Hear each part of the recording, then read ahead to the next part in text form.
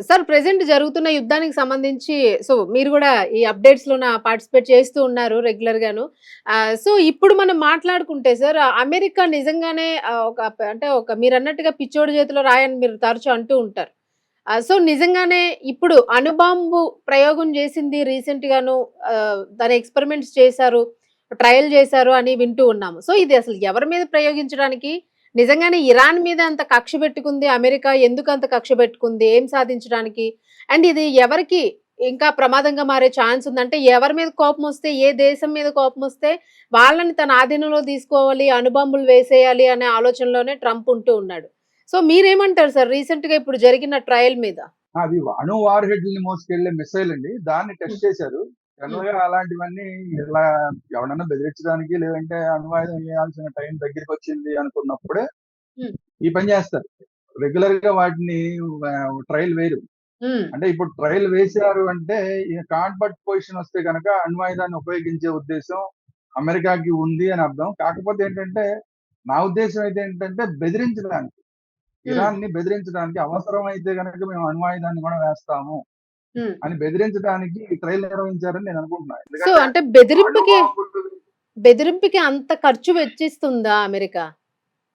అంటే అణు బాంబుని వాళ్ళేమి ట్రైల్ చేయలేదండి. వాళ్ళు చేసింది ఓన్లీ అది మిస్సైల్ అంతే. అణు అవును వార్ సార్. హెడ్‌ని మోసుకెళ్ళగలిగిన బాంబుని క్యారియర్. మోసుకెళ్ళే హ్మ్. మిస్సైల్. హ్మ్. ఆ మిస్సైల్స్ ఏముంది మిస్సైల్ రోజు పరీక్షించొచ్చు. మామూలు మిస్సైల్ రోజు మామూలు అన్ని దేశాలు చేస్తూనే ఉంటాయి ఈ పని. అవును. అదే అణు వార్ హెడ్‌లు వెళ్ళే వాటిని తక్కువగా చేస్తుంటారు. హ్మ్. రెగ్యులర్ గా ప్రతి దేశము కూడా వాళ్ళ యొక్క మిసైల్స్ ని డమ్మీ మిసైల్స్ ని రెగ్యులర్ గా టెస్ట్ చేస్తూనే ఉంటారు. అది రెగ్యులర్ హ్మ్. ప్రాసెస్. హ్మ్. కాకపోతే ఏంటంటే ఇలాంటి అణువార్ హెడ్లు తీసుకెళ్లే మిసైల్స్ ని జనరల్ గా తక్కువగా ఇలాంటి టెస్టులు చేస్తారు. ఇలాంటి అత్యవసర సమయాలని చేస్తారు. అయితే హ్మ్. ఏంటంటే అణుయుద్ధం అంటూ జరిగితే అది ఒక దేశం మీద ఆగదండి. అణు అణుబాంబు ఒక అమెరికా దగ్గరే ఉంది. రష్యా దగ్గర లేవా? హ్మ్. పాకిస్తాన్ దగ్గర లేదా? చైనా దగ్గర లేదా? మన దగ్గర లేదా? టర్కీ దగ్గర లేదా? ఇజ్రాయెల్ దగ్గర లేదా? ఎవరి దగ్గర లేదు. అందువల్ల ఏంటంటే ఒకళ్ళంటూ మొదలు పెడితే ఇంక మిగతా అందరూ వేసేస్తారు. ఒకళ్ళ మీద వేసారంటే రెండో వాళ్ళు కూడా వేయడానికి సిద్ధపడిపోతారు. హ్మ్. ఆల్రెడీ రష్యా ఎప్పటి నుంచో చెప్తోంది. రష్యాకిను అమెరికాకి మధ్య ఈ అణు ఒప్పందం ఉంది. ఎట్టి పరిస్థితుల్లో ఈ అణ్వాయుధాలకు సంబంధించిన ప్రయోగాలు ఏవి చేయకూడదు. హ్మ్. కొత్తగా చేయకూడదని ఎప్పుడో చాలా ఏళ్ల క్రితం చేసుకున్న ఒప్పందం. హ్మ్. అప్పటి నుంచి 2 దేశాలు కట్టుబడి ఉన్నాయి. కానీ ఎప్పుడైతే అమెరికా ఈ మధ్య కాలంలో రష్యాకి వ్యతిరేకంగా పనిచేస్తుందో, ఇప్పుడు రష్యా దాని నుంచి మేము వెనక్కి వెళ్ళిపోయాం. అప్పుడు మేము పట్టించుకోము దాన్ని అని చెప్పింది. అంటే ఏంటి అవసరమైతే మేము అణ్వాయుధాలు మేము ప్రయోగిస్తామని చెప్పి రష్యా ఆల్రెడీ చెప్పేసింది. హ్మ్. సో వాళ్ళు కూడా అలాంటి ఫ్లైట్‌లని కూడా వాళ్ళు ఇప్పుడు బీ-2 బాంబర్ ఎలాగైతే అమెరికాకు ఉందో, హ్మ్. అలా రష్యాకి కూడా కొన్ని ఫ్లైట్‌లు ఉన్నాయి. ఈ అణ్వాయుధాలను తీసుకెళ్లే ఫ్లైట్‌లు. హ్మ్. వాటిని కూడా వాళ్ళు ట్రైల్ చేస్తూనే ఉన్నారు. రెగ్యులర్‌గా తిప్పుతూనే ఉన్నారు వాళ్ళు కూడా. హ్మ్. మిసైల్స్‌ని కూడా వాళ్ళు కూడా పరీక్షిస్తూనే ఉన్నారు వాళ్ళు కూడా. అందువల్ల రష్యా ఇప్పుడు అమెరికా అనేది రెగ్యులర్‌గా చేస్తూనే ఉన్నాయి. కాకపోతే ఇదంతా ఏంటంటే బెదిరింపు ధోరణి. ఇప్పుడు ఓకే. రష్యా గనక వచ్చి అమెరికా గనక ఇరాన్ మీద వేసిందనుకోండి, ఒక బాంబ్ వేసిందనుకోండి, హ్మ్. రష్యా డైరెక్ట్ గా యుద్ధంలోకి దిగి రష్యా వెళ్ళి అమెరికా మీద బాంబ్ వేస్తే అసలు అమెరికా ఉండదు కదా. అవును. అణుబాంబుకి ఎవరు అతీతులు కారు. అణుబాంబు ఎవరి మీద వేసినా కూడా దానికి అమెరికా వాడా, రష్యా వాడా, ఇండియా వాడా దానికి ఏం భేదం ఉండదు. ఎక్కడ పేలిస్తే ఆ చుట్టుపక్కల ప్రాంతాలన్నింటినీ నాశనం చేసేస్తుంది. హ్మ్. అందువల్ల ఒక్కసారి అణుయుద్ధం అంటూ మొదలైతే ఇంక ప్రపంచం ఉండదండి. హ్మ్. ఇప్పుడు ఆపరేషన్ సింధూర్ మనం సడన్ గా ఆపేయడానికి కారణం కూడా ఏంటంటే మనం వేసిన ఒక మిసైల్ వెళ్ళి పాకిస్తాన్ లో వాళ్ళ అణ్వాయుధాలు దాచుకునే ప్లేస్ లో పడింది. అవును. ఖాన్ బేస్ మీద పడింది.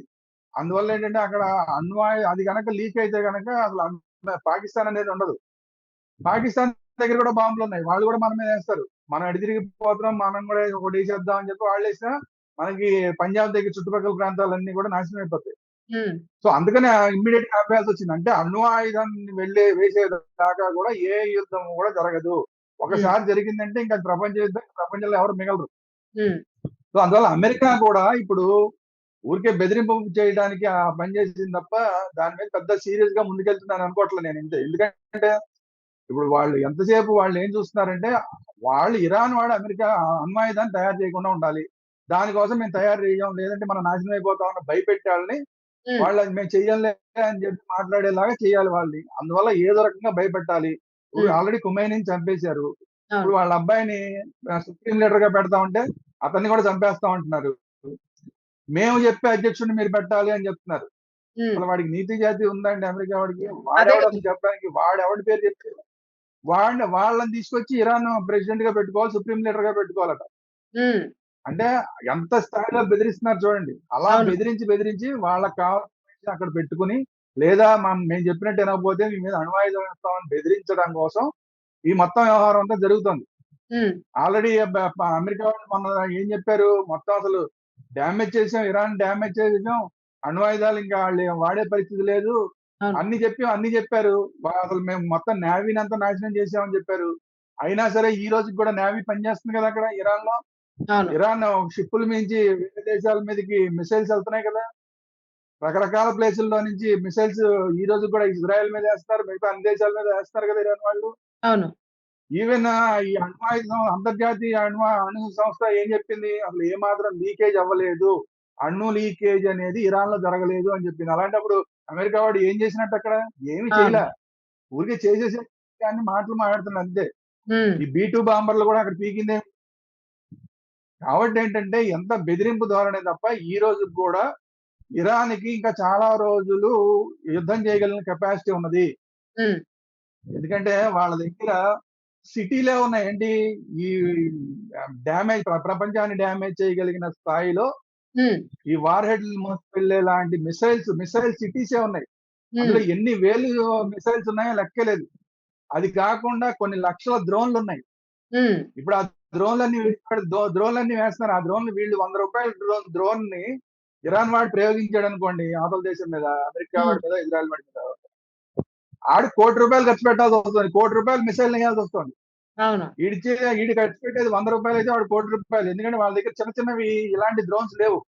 అవును. దానివల్ల ఏమవుతుంది, వాళ్ళ దగ్గర మనం మిసైల్స్ వాడాల్సి వస్తుంది. మిసైల్స్ వాడితే అది ₹1 కోటి డ్రోను, ఇదేమో అవును. ₹100. ఇది వాడి మిసైల్ ₹1 కోటి మిసైల్, వీడి డ్రోన్ ₹100 డ్రోన్. ఉమ్, ఇలా ఎన్ని ₹100 డ్రోన్లు అయినా వీడు వేస్తాడు. ఉమ్, అన్ని కోట్ల రూపాయలు వాళ్ళు ఖర్చు పెట్టాలంటే వాళ్ళకి తడిసి మోపిడైపోతుంది. ఇప్పుడు అవును. సార్ పెంటగాన్ కూడా ఆల్రెడీ. ఏం చెప్తోందంటే, మన దగ్గర 10 రోజులు దాటితే కనుక మన ఉమ్, దగ్గర నిల్వలు తగ్గిపోతున్నాయి, మిసైల్ నిల్వలు తగ్గిపోతున్నాయి అని చెప్పి పెంటగాన్ డైరెక్ట్ చెప్తోంది. ఉమ్, అంటే ట్రంప్ పైకి మాట్లాడే మాటలు వేరు, వాస్తవంగా ఉన్నది పరిస్థితులు వేరు. ఉమ్, ఎందుకంటే ఉక్రెయిన్ కి చాలా ఆయుధాలు, అమెరికా దగ్గర ఉన్న చాలా ఆయుధాలు ఉక్రెయిన్ కి ఇచ్చేశారు. ఉమ్, వేరే వేరే దేశాలకి చాలా ఆయుధాలను అమ్మేశారు. ఉమ్, రెడీగా యుద్ధానికి చేయడానికి అమెరికా దగ్గర కూడా అన్ని ఆయుధాలు ఏం లేవు.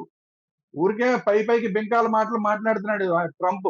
ఉమ్, ఇప్పుడు ఏంటంటే మధ్యలో ఒక 10 రోజులు 15 రోజులు గ్యాప్ తీసుకుని మళ్ళీ కొన్ని తయారు చేసుకుని ఉమ్, మళ్ళీ దాడి చేసి ఇలాంటివన్నీ చేయాలి రాబోయే రోజులు. అమెరికాకు ఇంకో 10 రోజులు దాటిపోతే యుద్ధం ఇంకో 10 రోజులు కూడా చేయాల్సిన పరిస్థితి వస్తే ఆ అవును. తర్వాత వాడడానికి మిసైల్సే మిగలవు అమెరికా దగ్గర, ఇజ్రాయెల్ దగ్గర. కాబట్టి పైకి కనబడేది ఒకటి, లోపల జరిగేది ఒకటి. అందువల్ల ఏంటంటే వాళ్ళ దగ్గర నిల్వలు అయిపోతున్నాయి కాబట్టి ఇప్పుడు అణ్వాయుధంతోన బెదిరించాలి అన్న ఉద్దేశంతో ఉమ్, ఆ మిసైల్ ని టెస్ట్ చేయడం జరిగింది. మేము ఓకే. అవసరమైతే ఈ మిసైల్ మీ మీద వేస్తాం, దీంట్లో అణ్వాయుధం పెట్టి మీ మీద వేస్తాం, మిమ్మల్ని పేల్ చేస్తాం, ఇరాన్ ఉమ్, అనేది ఇంకా భూమి మీద ఉండదు అని బెదిరించడం కోసం ఇలాంటి పనులు చేస్తున్నాడు తప్ప అంతకు ఉమ్, మించి వాళ్ళు చేయగలిగింది లేదు. అణుయుద్ధం అంటూ జరిగితే ప్రపంచం మిగలదు. ఉమ్. సార్ మనకి చిన్న ఇన్ఫర్మేషన్, ఈ అణుయుద్ధం అనేది మనం హిరోషిమా నాగసికా గురించి మాట్లాడుతూ ఉంటాం కదా. సో దాని తర్వాత ఇంకా ఎలాంటి ఇన్ఫర్మేషన్ ఉందంటే అదేనా ఫైనల్ మనకి మళ్ళా జరిగితే ఒకవేళ ఇప్పుడేనా? అంతేనండి. ఇప్పుడు లేటెస్ట్ గా అణ్వాయుధం అంటే ఇప్పుడు అమెరికా వాడు టెస్ట్ చేసిన మిసైల్ కూడా ఉమ్, ఏ స్థాయి అణ్వాయుధాన్ని పట్టుకెళ్ళగలదు అంటే, ఉమ్, హీరోషిమా నాగసాకి మీద వేసిన అణ్వాయుధానికి 20 రెట్లు ఎక్కువ నాశనం చేయగలిగిన కెపాసిటీ ఉన్న అణ్వాయుధాన్ని మోసుకెళ్ళగలదు ఇప్పుడు టెస్ట్ చేసిన మిసైల్. ఓకే. అంటే హీరోషిమా నాగసాకి ఇలాంటి ఒక నగరాలే ఒక అణుబాంబు తోటి నాశనం అయిపోయినాయి, చుట్టుపక్కల ప్రాంతాలన్నీ నాశనం అయిపోయినాయి అంటే దానికి 20 రెట్లు ఎక్కువ నాశనం చేయగలిగిన పరిస్థితి. అంటే అసలు ఈ దేశమే మిగలదు. ఒక బాంబు ఒక దేశం మీద వేసామంటే, ఒక దేశం సెంటర్ లో వేసామంటే ఆ దేశం మిగలదు ఇంకా. ఓకే. ఇప్పుడు ఒకవేళ మీకు చెప్తా, ఇప్పుడు మనం ఒకవేళ పాకిస్తాన్ మీద వేసామనుకోండి, పాకిస్తాన్ పోవడం కాదు, ఉమ్, పాకిస్తాన్ మనం ఏ లాహోర్ మీద, ఇస్లామాబాద్ మీద వేస్తే మనకున్న పంజాబ్ లో కూడా కొంత పోతుంది, కొంత ఓకే. నాశనం అయిపోతుంది. చుట్టుపక్కల అంటే ఉన్నది అంత కొన్ని. రేట్ ఉంటుంది. ఉమ్, అదే మనం పాకిస్తాన్ కి అవతల పక్కన వేసామనుకోండి, ఆ ఇరాన్, ఆఫ్ఘనిస్తాన్ అందులో సగం పోతుంది. ఓకే. అంటే ఓకే. అంత డేంజర్ అన్నమాట. ఒక దేశం నాశనం అయిపోతుంది. ఇప్పుడు ఉమ్, ఉన్న వీళ్ళు టెస్ట్ చేస్తున్నది కూడా హీరోషిమా నాగసాకి కన్నా 20 రెట్లు ఎక్కువ. అదే అణ్వాయుధం అంటూ వేయగలిగితే అసలు ఇంకా ఇరాన్ అనేది ప్రపంచ పటంలో ఉండదు. ఉమ్, కానీ ఆ పరిస్థితి వస్తుందా రాదా? ఎందుకంటే అప్పుడు ఆ రష్యా గనక అలాంటి పరిస్థితి వస్తే రష్యా ఊరుకోదు, చైనా ఊరుకోదు. ఉమ్, ఎందుకంటే చైనాకి మొత్తం 80% ఆయిల్, ఇరాన్ ఆయిల్ 80% చైనానే కొంటోంది. ఉమ్, సో అలాంటి పరిస్థితుల్లో ఆయిల్ ని ఇప్పుడు అమెరికా వాడి చేతిలో పెట్టడానికి చైనా వాళ్ళు ఊరుకోరు, ఉమ్, రష్యా వాళ్ళు ఊరుకోరు. ఉమ్, సో ఇంటర్నేషనల్ గా ప్రెషర్స్ పెరిగిపోతాయి. రోజు రోజుకి వెళ్ళిన కొద్దీ ఉమ్, ఇంటర్నేషనల్ గా ప్రెషర్లు అమెరికా మీద పెరిగిపోతాయి, ఇజ్రాయెల్ మీద పెరిగిపోతాయి. ఉమ్, సో యుద్ధం ఎక్కువ రోజులు కంటిన్యూ చేయడం సాధ్యం కాదు. అవును. ఎక్కువ రోజులు కంటిన్యూ చేస్తే కనుక ఇరాన్ కి జరిగే నష్టం కన్నా కూడా అమెరికాకి, ఇజ్రాయెల్ కి జరిగే నష్టం ఎక్కువ ఉంటుందండి. ఇరాన్ ఉమ్, ఎడిదిరిగి పోతుంది, అవును. కానీ ఆర్థికంగా నష్టపోతుంది అంతే. అవును. ఆర్థికంగా నష్టపోతుంది కానీ అక్కడ ఉన్న కొండలు గుట్టలు వాటన్నిటి పరిస్థితుల్లో అక్కడ భూగోళం మీద వాళ్ళ ప్రజలకి నష్టం చేయడం కష్టం. అవును. కానీ అట్ ది సేమ్ టైం అమెరికాకి జరిగే నష్టం చాలా ఎక్కువ జరుగుతుంది. ఇజ్రాయెల్ మీద కనుక నిజంగా రష్యా లాంటివి కూడా వచ్చి దాడి చేయడం మొదలైతే, ఉమ్, ఇజ్రాయెల్ చాలా చిన్న దేశం, ఉమ్, ఇజ్రాయెల్ దేశమే మిగలదు. సో అందువల్ల ఏంటంటే ఇది అణ్వాయుధాలు ఊరికే భయపెట్టడానికి తప్ప నిజంగా అణ్వాయుధం వేసే పరిస్థితి అయితే ఉండకపోవచ్చు. ఓకే. Right sir. రైట్. చాలా మంచి ఇన్ఫర్మేషన్ ఇచ్చారు. చాలా ఎందుకంటే అందరికి అప్‌డేట్ కావాల్సిన అవసరం ఉంది. చాలా ఫేక్ న్యూస్ గూడా వస్తూ ఉన్నాయి. సో, అందరూ బాగా డౌట్‌ఫుల్‌గా ఉంటూ ఉన్నారసలు. ఏది నిజం, ఏది అబద్ధం అనేది. ఇంకోటి ఏంటంటే ఇప్పుడు మీరు అన్నదానికి అసలు చాలా మంది భయపెట్టేస్తున్నారండి. అక్కడ యుద్ధంలో ఏదో అది జరిగిపోతుంది, ఇది జరిగిపోతుంది అని. అవును.